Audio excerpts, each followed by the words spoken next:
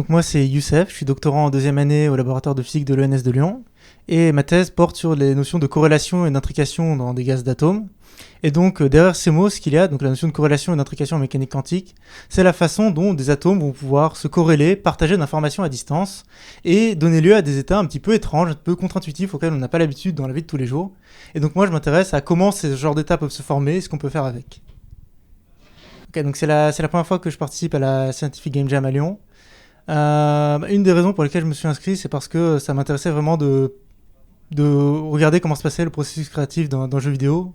Je joue beaucoup aussi aux jeux vidéo à côté et ça m'intéressait vraiment de voir comment à l'intérieur ça pouvait marcher.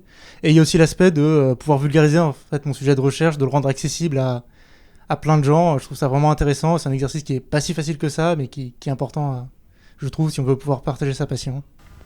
Donc notre jeu, dans notre jeu, on va incarner un personnage qui va arriver dans un casino et grâce au pouvoir de la mécanique quantique, va pouvoir piper ses dés pour essayer de gagner contre le hasard plus souvent que s'il avait accès à des jeux classiques. Et donc pour ça, on va pouvoir interagir avec le physicien qui va un peu nous expliquer comment ça marche et comment on va pouvoir se servir de cette notion d'intrication pour gagner de façon intelligente.